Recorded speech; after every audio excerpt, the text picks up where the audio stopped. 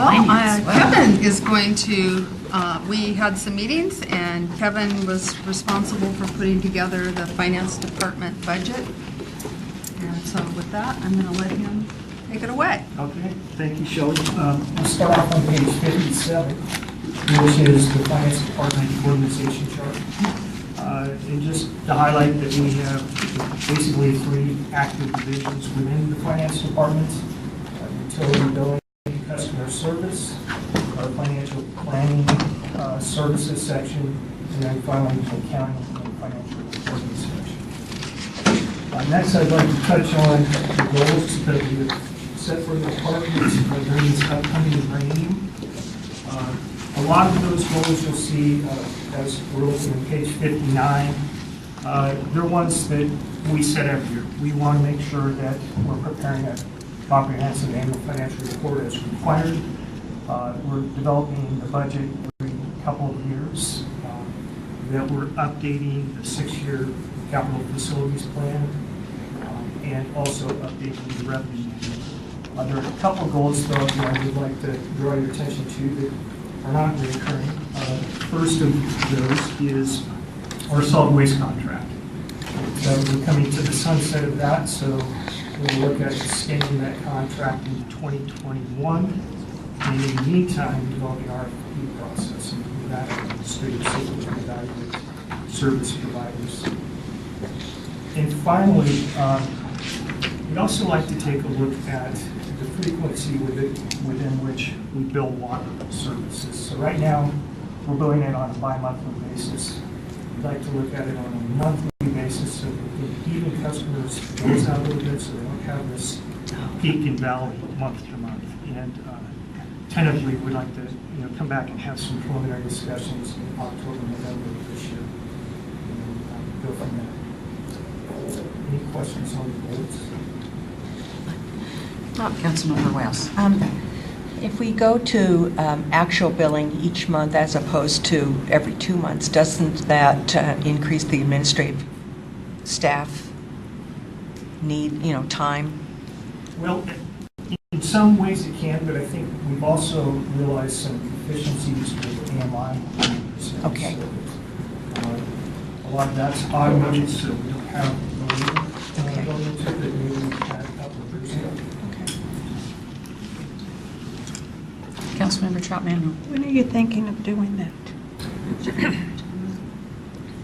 Well, I guess that would depend on how the conversations go in October, November, there's some interest and then start working on the plan and seeing what really it would take to get that into place.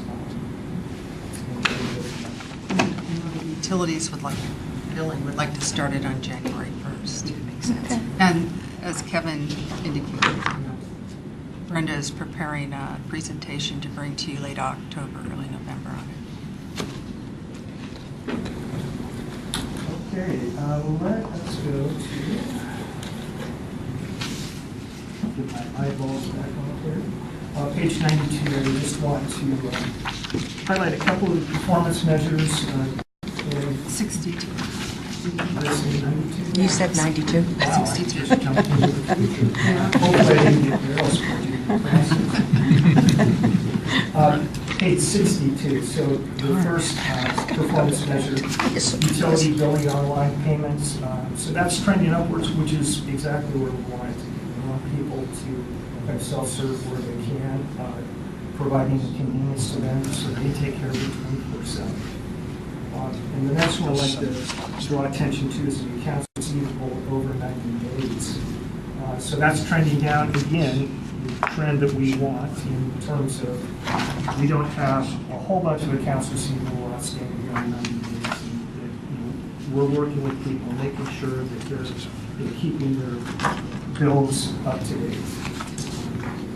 And then we'll transition to page. I have a question on that, and it's my own fault.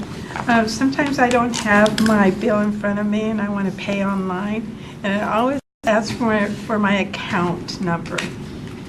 Is there any way that you could do that like some other places, that they go by your address or your phone number without having the account number?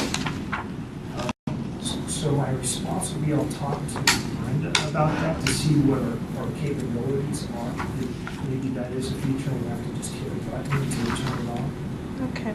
Because that, I could pay my bill then, but when I don't have the account number in front of me and I want to pay my bill, I have to wait until the next day and call when there's a person there or come in and pay it. So I was just wondering if there's another easier way to do that without an account number. Councilmember Troutman, do you receive the notice electronically? Or No. do you still get paper I copies? get paper copies. So if you get the electronic copy, there's a link and it will take you to there without having to, I don't ever put in my account number. Okay. So there might be ways I to. didn't know about that. That's a plug for everyone to sign up for the electronic billing. Yeah, because I get so irritated when I don't have it. It's so good. Postage. Thank you, I didn't know that. Okay, thank you. And there's also an automatic pay feature now. Yeah, but you have to have your account number.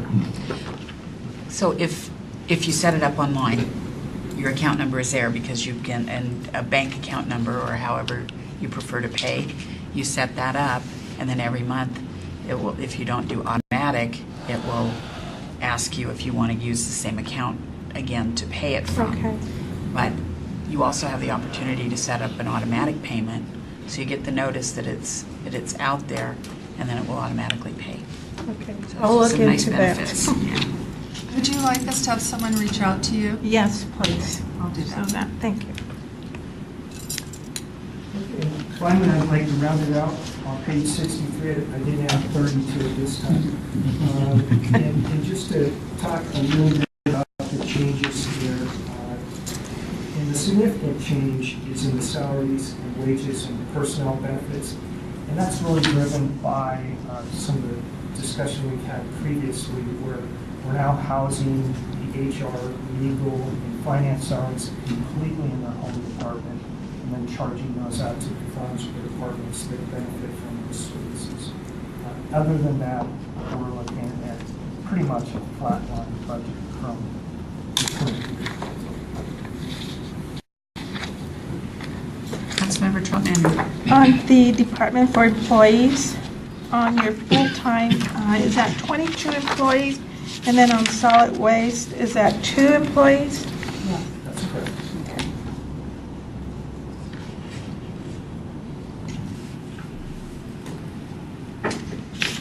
That's it. Thank you. Any other questions? All right, then I'm going to kick it off here with the rest of the finance. And we'll be turning over to the next tab, to page 71, and this is our non-departmental budget.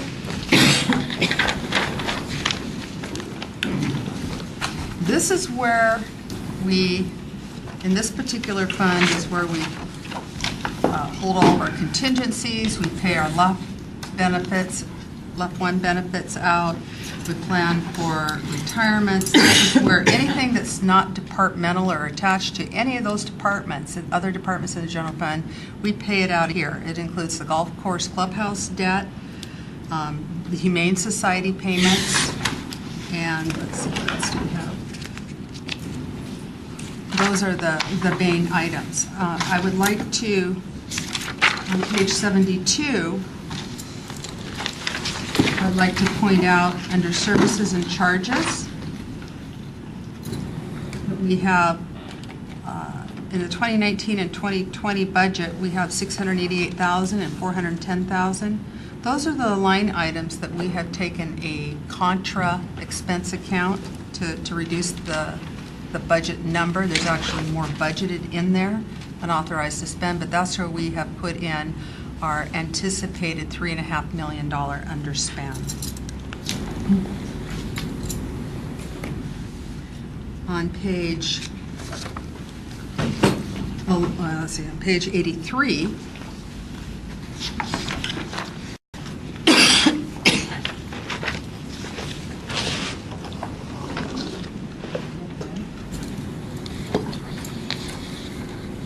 you can see on the last line there, you see the underspend for 2019 plugged into 2019 and 2020.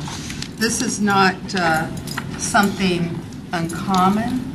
Other cities and governments do something like this. We have not done it before, but to make our general ledger balance with what we anticipate will be there, and I anticipate more than the $3.5 million. This is worst case scenario. But I think our ending fund balance in 2020 might be actually closer to maybe 19 or 20% rather than 16% of the budget. So that's just a note. Just to keep everything transparent. The actual budgets in 2019 are 2.1 million and about 2.4 million. Oh, that would be, well, that would be back on page 72. You won't see those numbers, but I just wanted to let you know.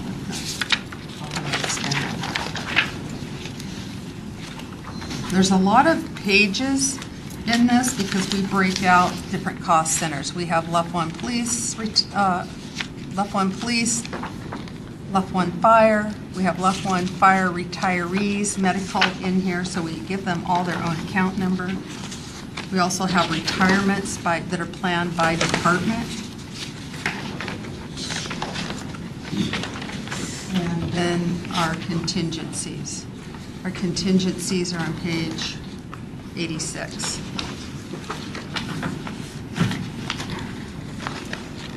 Remember, we have labor contracts and other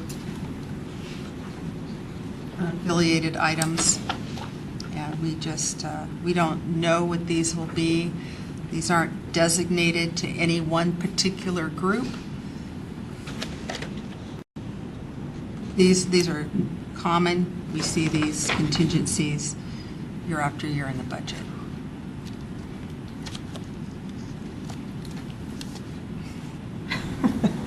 Councilmember Troutman. So on 2019, on page 86, you have charge and budget. There's a negative 25,000. Where does that come from? I'm sorry, what page are you on? On 86. Oh, the 25,000? That just means we have 25,000 less in contingencies in this particular budget in 2019 than we did in 2018. You can see in 2018 we had 1.45 million. Now we have 1.425 million. Councilmember DeCoursey. Michelle, on page 81, under the actuarial services, Yes. we're reminded of what services do you actually perform for us? We are required, per our guidance, we have 2 actuarial services actually that we perform. And one is for our fire pension fund, and we are required to do that every 2 years. And the other is for our Lufkin benefit obligation. The norm on that has been 3 years, but the new guidance coming out is that it'll be done every 2 years. And Kevin, what you told me, I remember it correctly, that we generally do those as of January 1st, and we're going to bring them both on the same schedule now. And we'll be doing actuarial evaluations on both the fire pension fund and on the Lufkin obligation on January 1st, 2019. Okay. Councilmember Pelosi. Page 83.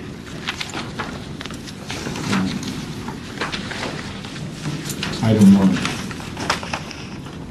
Pet licensing, 2019 and 2020 doesn't seem to be very progressive increase. So how can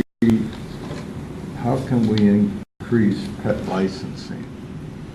Well, this is the cost to do the pet licensing. This isn't the revenue in the door. This is what we are paying ABHS. Remember, AVHS took over pet licensing. So Yeah. this isn't revenue from pet licensing. This is what we, This is the effort. So where is the revenue? Is it in this budget? No, the revenue would be, it would be in the general fund under, and it We're would, going to get there eventually, right? well, you're not, we're going over expenditures, and the revenue for pet licensing, we go way back to the general fund summary on page 1. It rolls up in, Page 1? yep, you'll see under other revenues, we have pet licensing revenue. And it's wonderful that it has its own line item. It's it's down the page in the second grouping, the third item. And we have $175,000 budgeted for 2019 and 2020. And it's a budget number.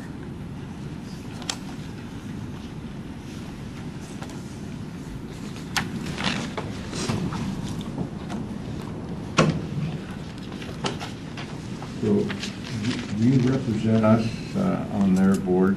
Yes.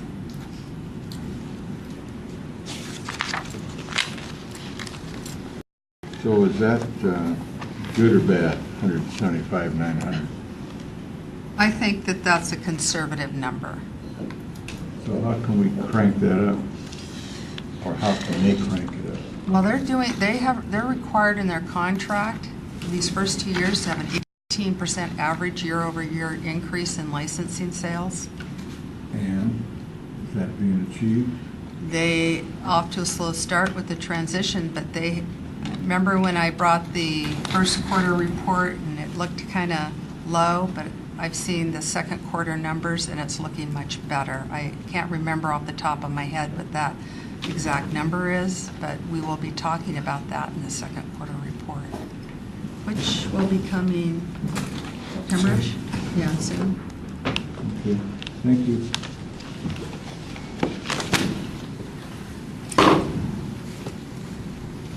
Councilmember Wells. Page 73.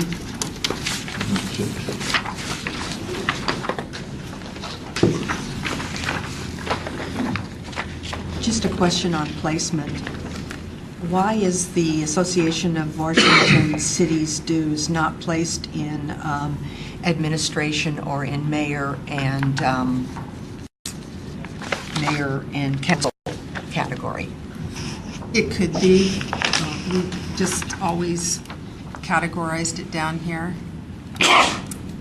That's good. Now, I looked to see, We could move it. I looked to see if it was double billed, and it's not. It's not in the other, but I just thought it seemed like, Yeah, that's a good Yeah. comment, yes. yeah. Okay, all right, thank you. Councilmember DeCoursey. So Shelley, I see we do, on that same page, under AWC, I see we do have an increase there. Does that reflect the increase that AWC has just imposed to cities? I think we've got an increase in there of about, it looks like about 5%. Yeah, it seems about right, but yeah. And if it's not quite, we have those contingencies that we can utilize. I haven't received the notice. Yeah, I'm not sure it's actually formally gone through yet, but the board has approved a restructuring of fees that all cities pay over a period of, I think, the next 5 years. So, but that can provide some detail on that as well. We can adjust that with some of our contingency funds. We don't know, it's not through yet. We haven't heard in finance yet. So. But thank you for the heads up. Sure.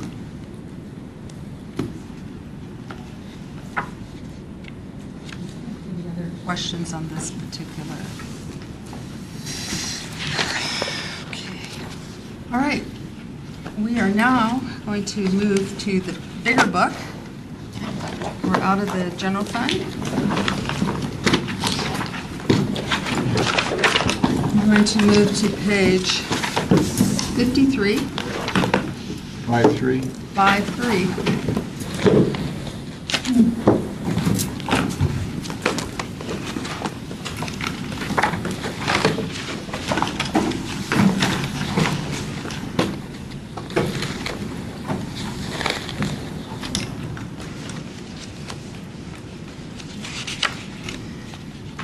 This is how I explain this fund. The general fund is like our checking account, and the cumulative reserve fund is our savings account. And in this particular fund, we use it for things where we might have to a special construction project. We use these funds for part of the community center and rec center that we just constructed a few years ago. We might use these funds in some other parks projects. We also use these funds for cash flows. We can use it to pay debt service. We can use it to pay for as a rainy day fund.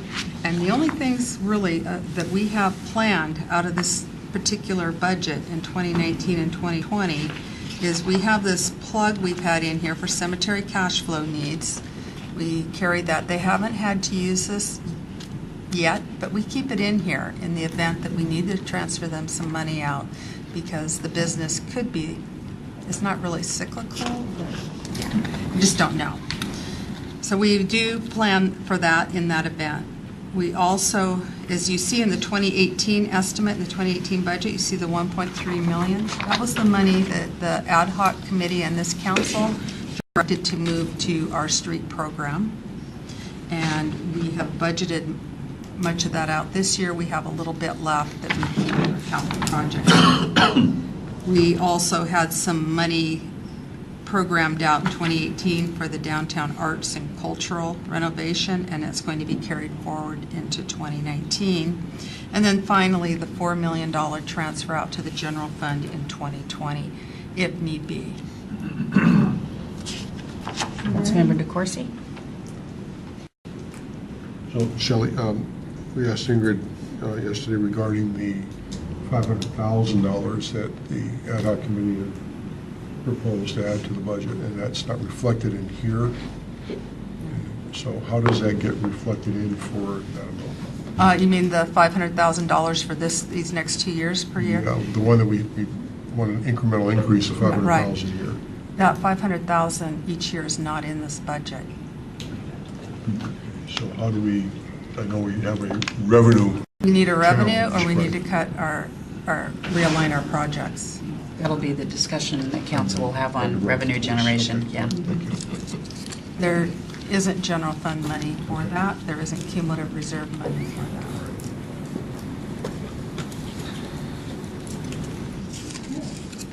that. Moving on to mitigation fees on page 57. This is where we accumulate all those mitigation or impact fees that are collected through our permitting or maybe negotiated with a certain development. It's pretty much impact fees now. We do have a few mitigation fees still rolling around in there in our budget, and we're trying to spend those. You can see on page 59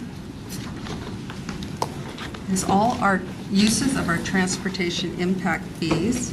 We have 11 projects in 2019 that the city this fund is supporting in the various street funds. 5 of those 2019 projects can carry on into 2020. And then there's one new one in 2020, which is the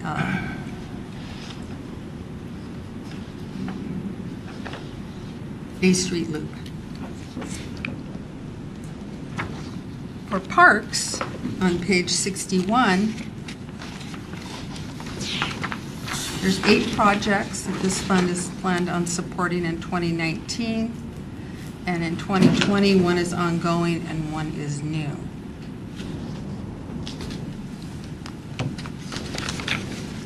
And I think there's a little bit of money in there on page 63 for wetland mitigation. We have a little bit of wetland mitigation in this fund, and we're going to do some citywide wetland mitigation. Councilmember Troutman. On parks, there's that building that's falling down at that park by the golf course. Is that in here? No, that's an insurance claim, and it's out for bid right now, so it's in this year's processes. Okay. Yeah, Thank you. It's the Isaac Evans. Isaac Evans Park. Yeah. Okay, were there any additional questions on mitigation fees? We're going to move on to what we call 328 fund. fund, which is our capital fund, and that begins on page 67.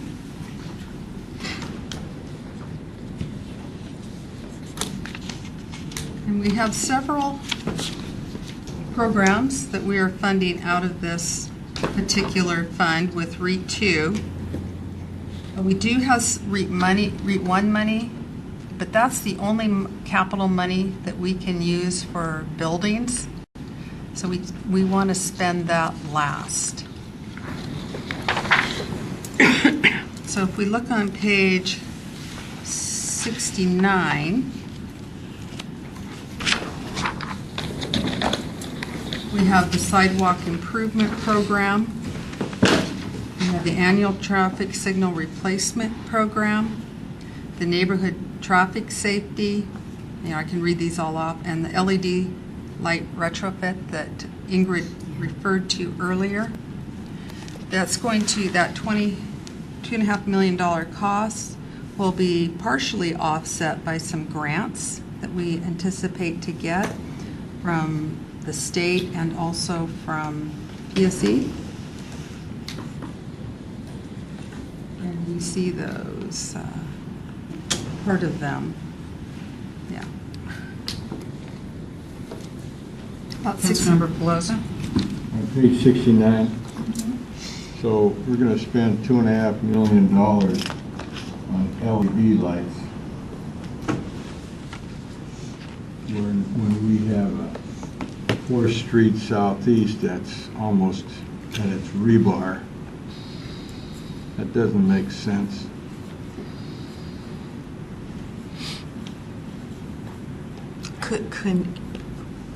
Councilmember Wales? Can REIT 2 money be used on 4th Street? Yes.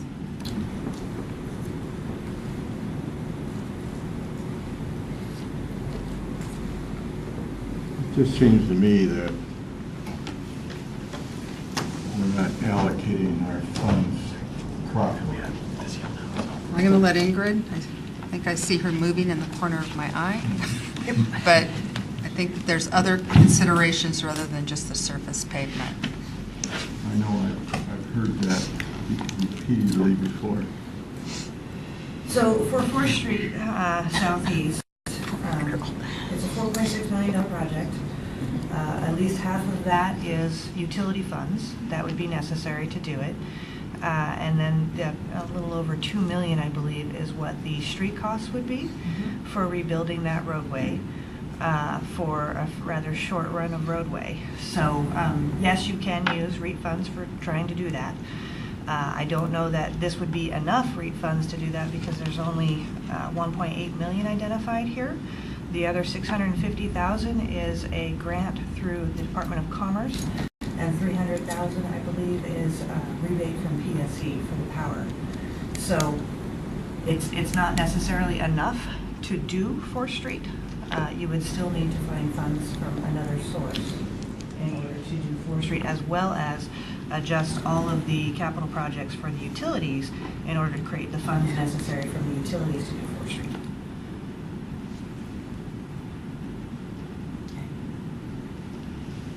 Councilmember Brown? Yeah, so investing in the energy efficiency of LEDs is a value proposition. How would you describe that in terms of when is the payoff? So what I have coming around to you right now is a little write-up of what the street lighting replacement program would be. Pretty much we are one of the last few cities that has not gone through and done an LED replacement program.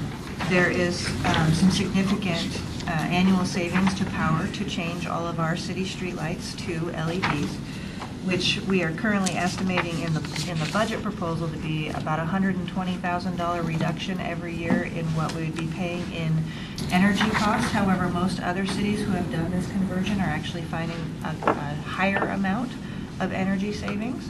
But we wanted to be conservative in planning the budget process for this to make sure that we had enough money to do the program. It also reduces down our maintenance operations significantly because we do not have to replace these lights frequently. They last significantly longer. So it reduces both the materials and the labor costs, although we'll move that labor to doing other work within the city, but it reduces that cost to the city for the materials for replacing the current high-pressure sodium lights that we have in the system. The proposal would not replace any of the LED lights that are PSE-owned lights. Those are getting replaced either as we're adding new ones into the system to address safety issues, or as PSE needs to replace them, they are replacing them with LEDs. So we don't see any need for us to go through an expense process of having those changed out to LEDs. On the second page of this, you'll see a chart that shows kind of how that cost impact may look over the next 20 years. And you're seeing in there that they're currently projecting about a 15-year return on investment. I think it will actually be a little shorter than that because, again, we're seeing higher energy savings than what is being predicted. So in this program, they have to guarantee a certain amount of energy savings. So they're going to be conservative on that estimate to show on here of what that is because they want to make sure that they hit that energy savings. Councilmember DeCoursey. So Ingrid, you mentioned the $350,000 potential rebate from PSC. So is that reflected in the revenue budget when we get rebates Yes, like that? yes. Yeah, and keep in mind, so the Department of Commerce has been doing these grants for doing LED conversion for several years now. However, the amount for the grants has been slowly reducing in how much they will actually give for these programs. So there is at some point in the future that grant program will go away. So I think this is probably our last good chance to get a significant amount of money to help fund the conversion of this, and it also helps long-term with the general fund by reducing that energy costs over time. So do we know, are there a significant number of PSE-owned streetlights? We have several throughout the city. I don't know that I know that number off the top of my head.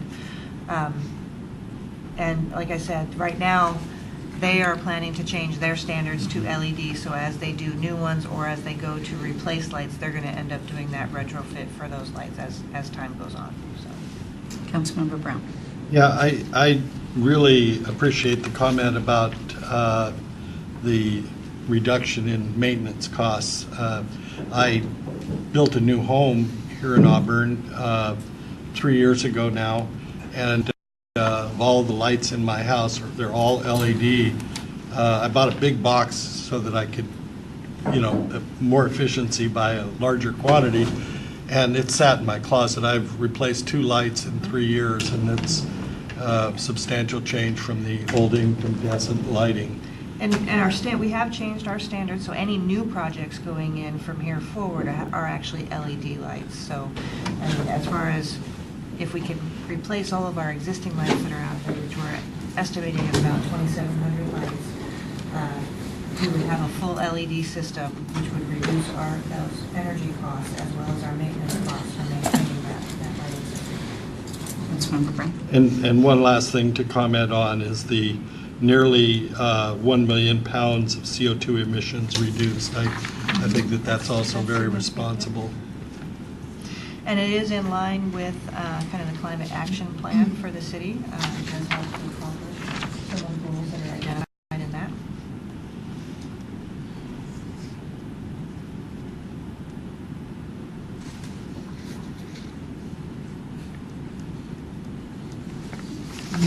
Councilmember Pelosi.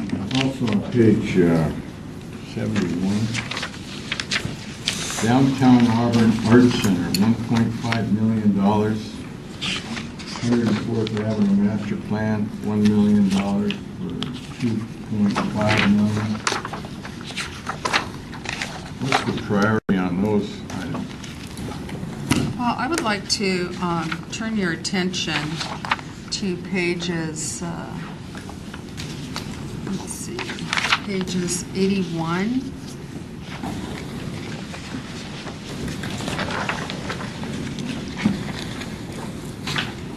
And at the top of page 81, you can see that we have which of the 2 projects you were talking about? 2 and 3. 2 and 3, okay, the Downtown Arts and the 104th. You can see the funding for those. the cost.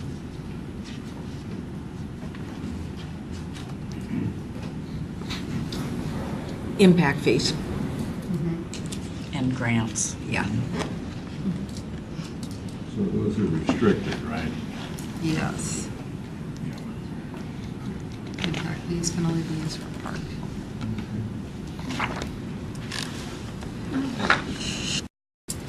Councilmember West. Thank you.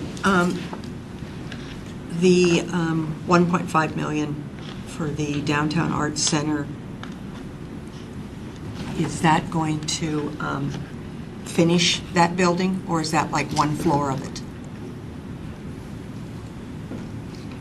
No. Yeah. Pardon? No, go ahead.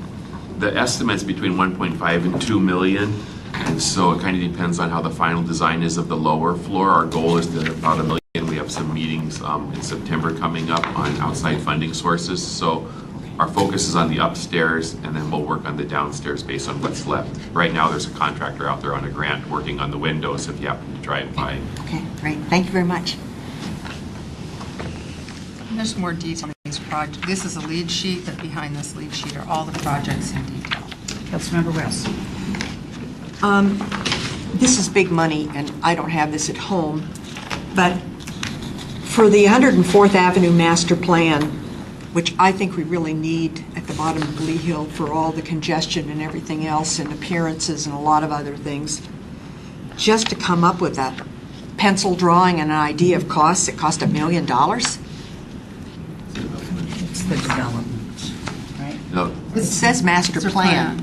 And construct park improvements identified in the master plan. On page 84, 84. see the detail. Okay, 84. Parking, trails, restroom, and playground. Okay, so they're actually going to do something, lay some asphalt for parking and put in a restroom for some of that. well, I can expand on that. So the master plan was completed, and we worked with the neighborhood and park board, et cetera, and brought that to council. And right now, we have 2 grants into the state. I was in Olympia yesterday for a local parks grant of $500,000, and then next week we're presenting an ALEA grant, which is aquatic land enhancement since it touches the river, for another $500,000. So if we get both of those grants, we'll be in the $1.2 million range Okay, to great. build out the whole thing. If we only get one of the 2, we'll do the park in phases. Okay. But it's scheduled for construction next year if we get the grants this year. Great, thank you.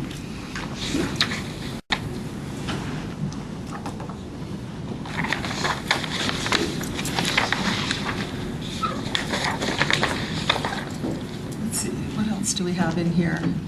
We have, many of these things are on page 81.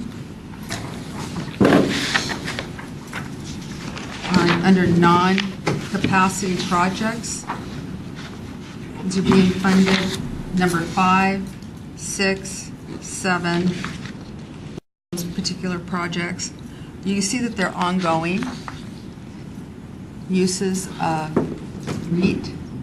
And you, on page 82 at the top, number 11 and 12, you see other programs that are utilizing REIT too. Councilmember Wales. Thank you. I wouldn't think there's any more corners to fix in the city if you drive around now. It seems like every corner is being made ADA accessible. So we're going to, and this year we only spent $200,000 on that? I don't know what we've spent so far this year on the ADA sidewalks. But I mean, Ingrid, you've been very, very busy on those corners. Every corner. And a lot of those corners are actually being done because of the preservation work that we're doing. So when you do an overlay and you impact the pedestrian pathway, we're required to actually replace any curb ramps that don't meet the current ADA standards. So a lot of that's being done from that perspective. This particular pot of money is to address the complaints we get where we have tripping hazards in the right-of-way, or we have no ramps existing on a corner that somebody is typically using. So this is the money we use to really address the direct complaints from the public about their accessibility around the city, as well as to fill some short gaps in sidewalks so that they have the path to get there. That's not necessarily what we're doing when it's triggered by preservation work, because preservation is specifically just redoing the curb ramp to meet the current standards. Okay, great. You've been busy this summer.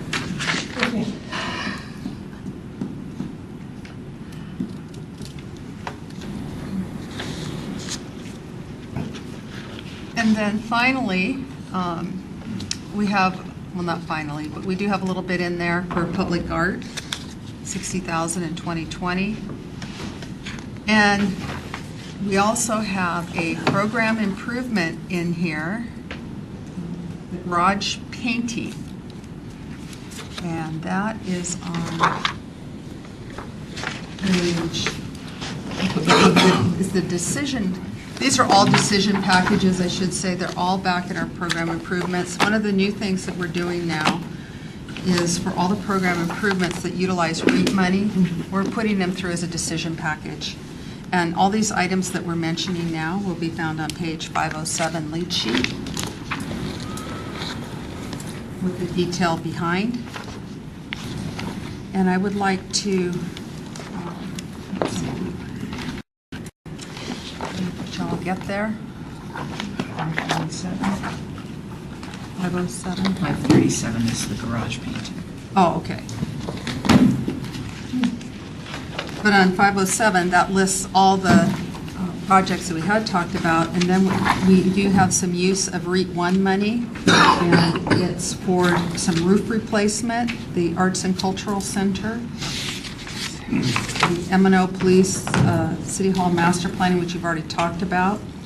We have the Justice Center roof replacement, City Hall roof replacement, and then the painting that we talked about. There's been, I noticed that there's been some comments at council meeting about the garage across the street. And there is spalling, is what they call it, is where the rebar on the upper decks, where the concrete may have not been as thick as it could have been. There's been rusting and the rebar is showing.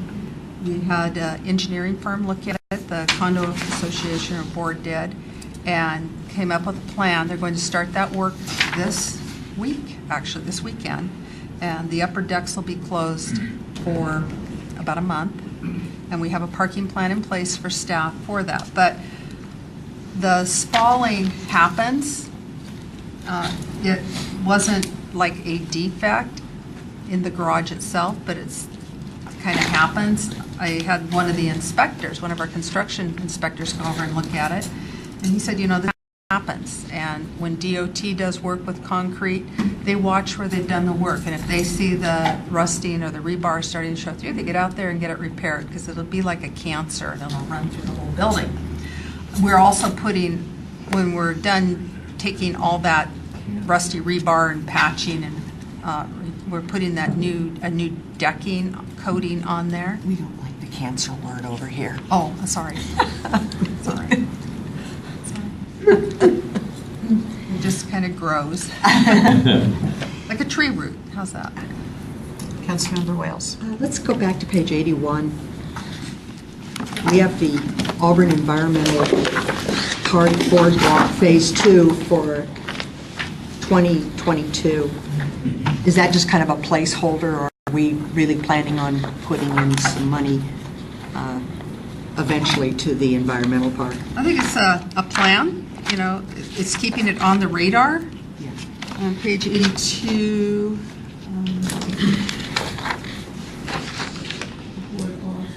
It's on page 81. Excuse me if I said Page. yeah.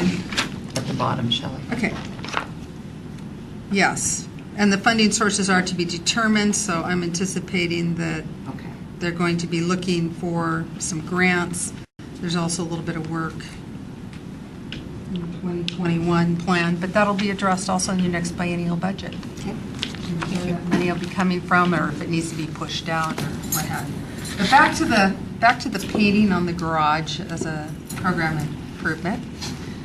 When there is some cracking in the flooring and the foundation, this is normal wear in this environment with the water. We're experiencing some at our SCORE facility, and it's as normal.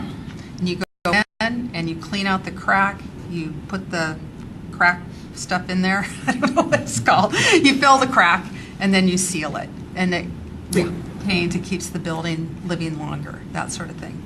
But the cracking is normal in this environment. So the painting, say, well, it could probably go a few more years, but it needs to be before painting. But there are some small cracks, hairline cracks, and the new paint that they use will be elastic in nature, and it'll stop or slow that hairline crack so they don't get bigger as quick.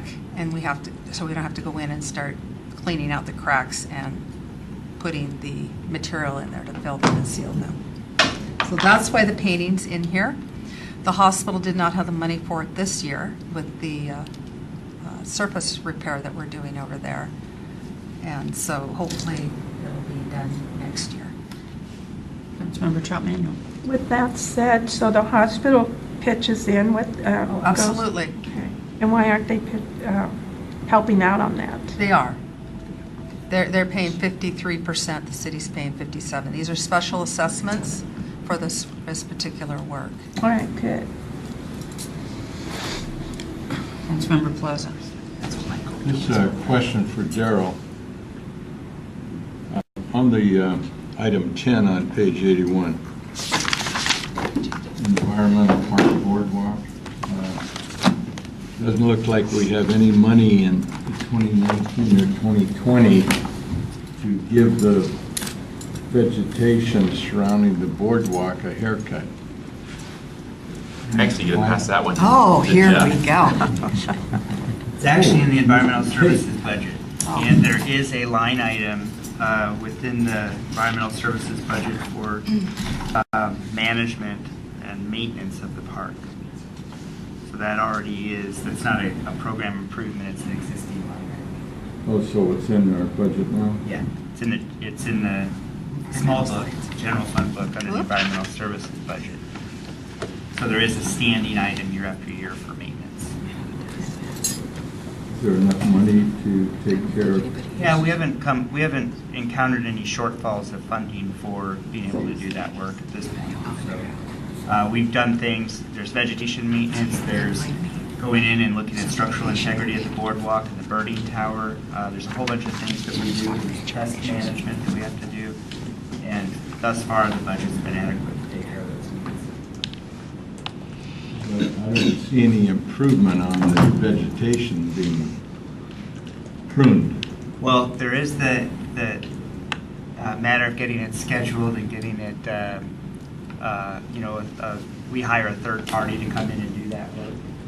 So we do sometimes face some scheduling issues and conflicts just to get that arranged. But our focus on vegetation management there is to make the boardwalk clear for passage. But a lot of the vegetation there is doing really well, and it's by design, and it does change some of the view corridors that did exist and no longer exist in different areas of the boardwalk. But some of that is a natural process. Now, we do have an AEP management plan that we're getting closer to completion, which is going to include how we can preserve some of those corridors, those view corridors as well. So it's going to give instruction to city staff and how that park and how the boardwalk is managed to try to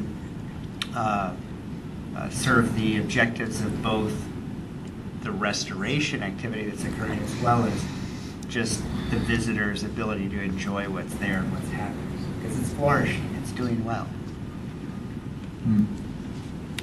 So council did approve a line item in this past budget for the one that we're currently operating under to start and complete an Auburn Environmental Park management plan. So that is near completion now as well. So that'll help with how we need to make sure we're managing the park, its vegetation and its built environment as well over time. Because right now it's like a vegetation tunnel. It is, does have that, yes. Councilmember Troutman. With that study, are we going to, will it show how many people actually visit that site? It's not it doesn't provide a count for for people and visitors. I mean, what it really does is you've got assets in there, like the boardwalk that we spent money on and we built, and it's how do you successfully achieve the objective of a wild natural environment flourishing with still allowing public access to enjoy it. So it focuses on what to do in the future in terms of managing the site and those structures. It is not an effort to try to go in and figure out how many people are using it on a daily or annual basis. Okay. We do get lots of inquiries. While I was sitting here, I got another one from FutureWise about other parties coming out and doing walks and tours of the park, and we keep track of that as that happens, because people will ask, can we send a classroom out there, 20-25 people, to go visit and do a walkthrough and talk about what's happening there. Does it also have a data on the animals, the creatures that are living in there? Yeah, I mean, we have, again, that it's hard for us to access it, so it's hard to figure out population, but we are tracking what we know about the park and the species, the flora, the fauna. We're doing drone flyovers so that we can see and then IT, our GIS group in IT, they stitch all those pictures together, and it's pretty cool information that we're developing about the layout of that area, because we have a hard time getting in there too. Okay, thank you. Councilmember West? Thank you. Do we have this environmental park because it's some kind of surface water mitigation that we needed to do for another project? It's kind of a collection of different things. There are some of the properties that are owned by the storm utility. There are properties that we've acquired just because of their environmental benefit. And we've used the park for mitigation of different projects, both private and public mitigation. Because one of the things I'm concerned about is I don't see it used a lot. But if it's offsetting other things that we need to comply with, then there's some value in that. Yeah. Maybe there's something that we can do, Daryl can do, through the Parks Department, bird walks or, or something to get more people there, including the schools. But I don't see it used much. Well, You must go there a lot if you know the vegetation. I'm so sorry. Excuse me. no, but regarding the birds, The birds? you can't see out to see any birds unless you go up in the tower, No? because the boardwalk is, the vegetation is 10 foot high. I think Daryl's going to put in a zip line.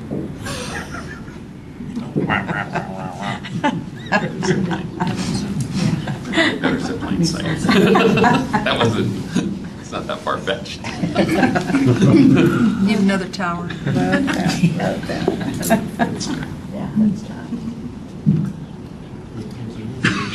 Any other questions? Thank you, Jen.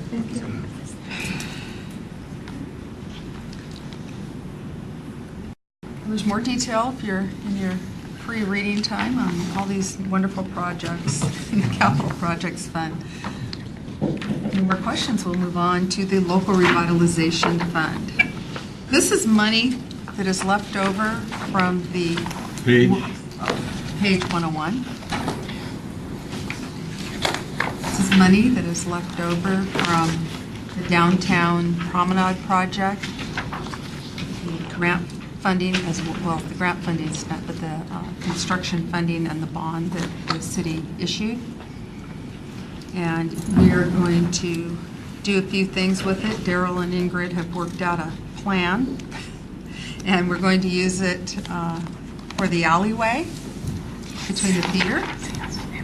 We have about a little under $500,000 left, and we want to do some parking lot reconfiguration. This is in particular with the Safeway lot, known as the Safeway lot, and B Street.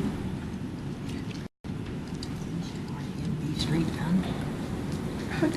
Councilmember What Chapman? are we going to do there in the Safeway's lot? How are we going to improve that? Garbage Just more of a reconfiguration is what. Bring the expert over again. Yeah, and right now with the Heritage Building obviously has some impact on that, so we're waiting to see what that finally does.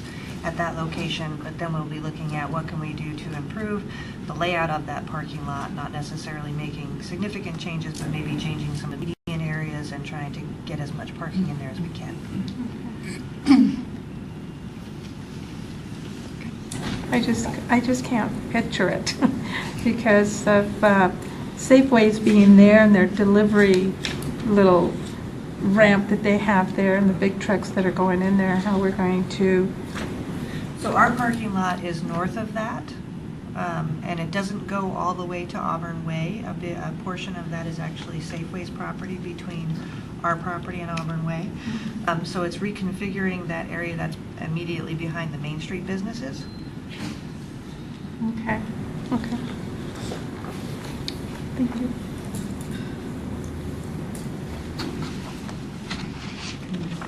Other questions?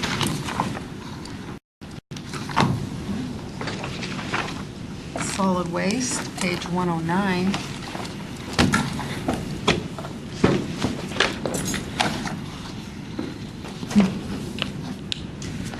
Well, Kevin did touch on a few things here that council's aware. We passed a resolution that will go out for bid next year. We're extending our contract out for the maximum through 2021.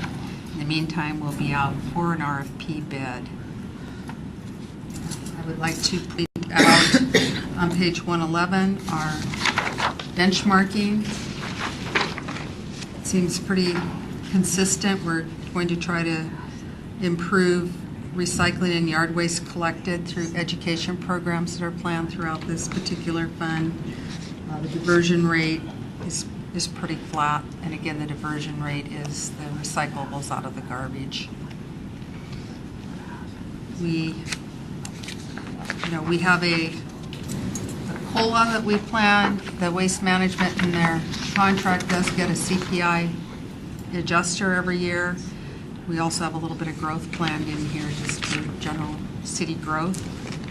There's nothing too out of the ordinary. We're still doing what we do.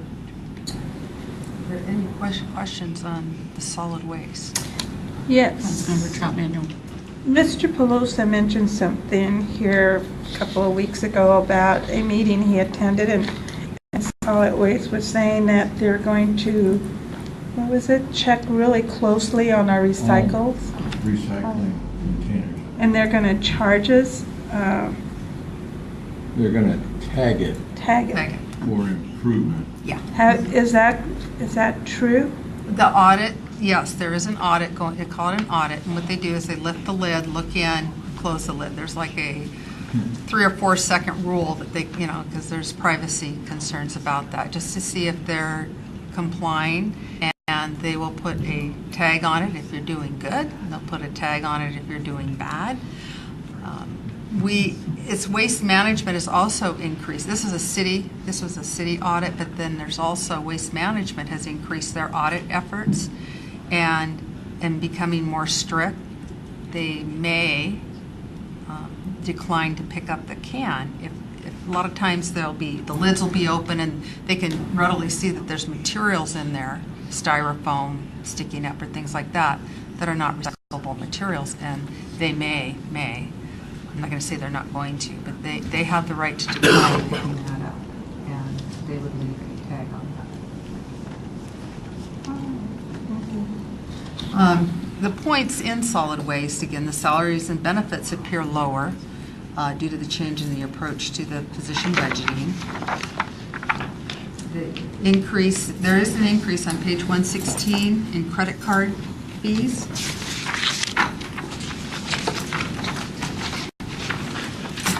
Bottom, page 116.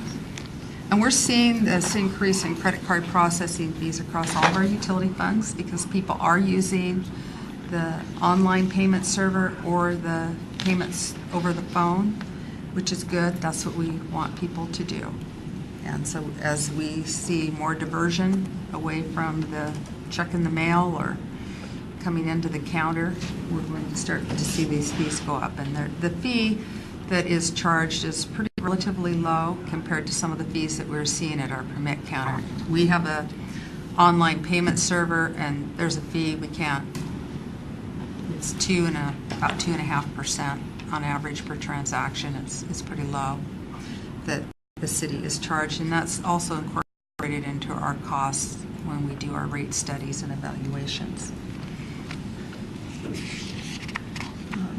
Again, Councilmember Pelosi, as you know, our tipping fees are increasing 4.6% on January 1. So that is another cost that Waste Management is allowed to pass through to the cities, and they will. And I mentioned the increase in payments to Waste Management. That would be for the tipping fees and the CPI that they're allowed in their contract. They also are being impacted by the labor in the area, labor wages rising. But their CPI that they get should help them with that. Any more questions on solid waste? And our insurance fund, which begins on page 125.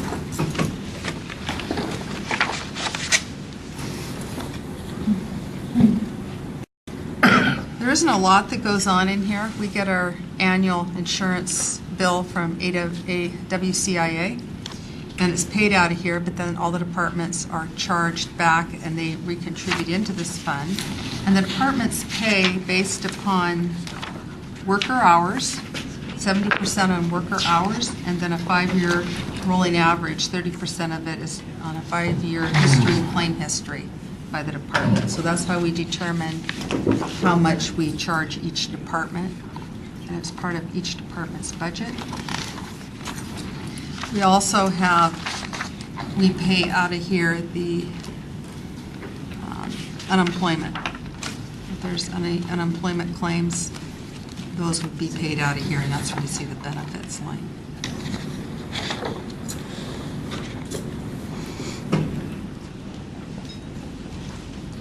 The fund balance on this, or the policy, is about $2 million. If you recall, maybe not, we did in 2017 transfer some money into this fund from cumulative reserve to bring it back up because it had been eroding over the years. It's been a long time since the city put any money into this fund. And so that brought it back up. Probably have to look at it in the next biennial budget as it's being drawn down to about 1.6 million anticipated. Councilmember DeCoursey. Just Shirley, back on 127 on the unemployment payment. So there's a reduction from 2018 to 2019. What drives that reduction? What drives the reduction? Less turnover, less people making claims.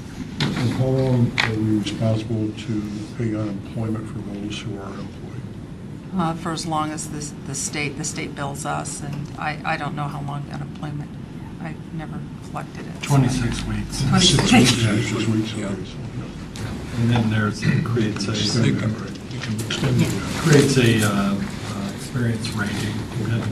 I suspect that one of the reasons it has gone down is because of stability in the economy, fewer people being laid off, so the And people experience find- yeah. rating improves. People finding work quicker. Yeah, as soon as you find work, you're off unemployment. So in a way, this is kind of a placeholder in the budget. There's really not a lot of science that goes behind this other than what's kind of going on out there.